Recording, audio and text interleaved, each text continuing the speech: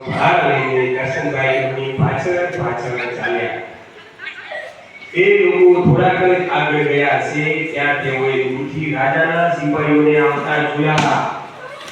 બાકીના ત્રણ તો અનુભવને આધારે બધો જ સામાન ત્યાં પટકીને નાસી છૂટ્યા.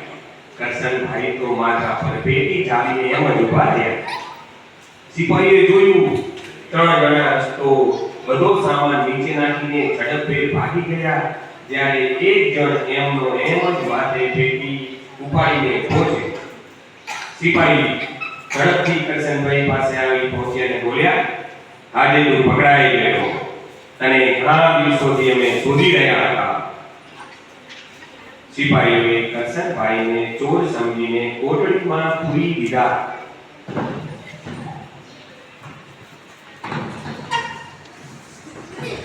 કરશનભાઈ ઝડપભેર બનેલી ઘટના હવે સમજી શક્યા અને મનોમન બોલ્યા, જેવી પ્રભુની મરજી. બીજા દિવસે સવારે કરશનભાઈને રાજા સમક્ષ રજૂ કરવામાં આવ્યા. કરશનભાઈ પર ચોરીનો આક્ષેપ મૂકાયો છે તે જાણીને સુંદરપુરના લોકો રાજ દરબારમાં આવી પહોંચ્યા. સૌએ એક અવાજે કહ્યું, કરશનભાઈ કદી ચોરી કરે જ નહીં. આ જોઈ રાજા પણ વિચારમાં પડ્યા. કોઈ એક માણસ માટે આખા ગામને આટલું બધું માન એમ જ ન હોય. રાજાએ પ્રશ્ન પૂછ્યો, બોલો ભાઈ, ખરેખર શું થયું હતું? એ તો એવું છે કે પ્રભુની મરજીથી મેં કાલે રાત્રે વાળું કર્યું, પછી મંદિરે ભજન કરવા ગયો. રાજા કહે, પછી શું?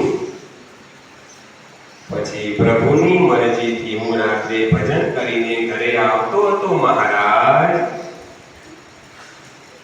મંત્રી કહે, ભલે, પણ પછી શું થયું? કરશનભાઈ કહે, પ્રભુની મરજીથી રસ્તામાં ત્રણ જણ રાહ જોઈને ઊભા હતા મહારાજ.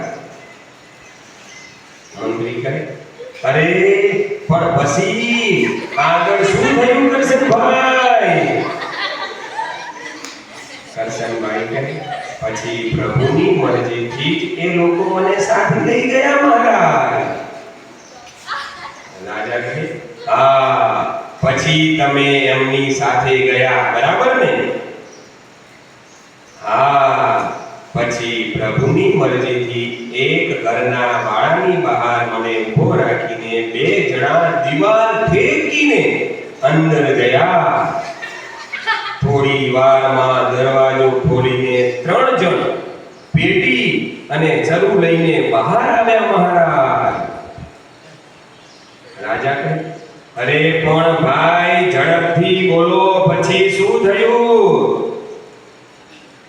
અને પછી પ્રભુની મરજીથી જ તેમણે મારા માથે એક પેટી મૂકી દીધી. અરે પેટી મૂકી તો મૂકી, પછી શું? એટલામાં પ્રભુની મરજીથી જ આપના સિપાહીઓ ત્યાં આવી ગયા મહારાજ. રાજા કહે, અરે પ્રભુની મરજીથી ચોર ભાગી ગયા, એમ જ ને? કરશનભાઈ કહે, હા મહારાજ, પછી પ્રભુની મરજીથી પકડાઈ ગયો. પછી તો આપ જાણો છો મહારાજ, પ્રભુની મરજીથી સિપાહીઓએ મને કોટડીમાં નાખ્યો.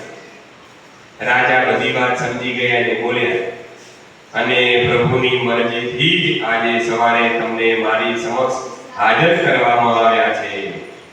એમ જ ને કરશનભાઈ? ભૂલમાં તો ભૂલમાં, પણ ચોરી કરવામાં મદદ કરી એટલે અપરાધ તો થયો જ કહેવાય. હવે પછી ધ્યાન રાખજો, પ્રભુની મરજીથી જ અમે તમને છોડી મૂકીએ છીએ. જેવી પ્રભુની મરજી. સૌ સભાસદો ઈશ્વરનો આભાર માનીને છૂટા પડે.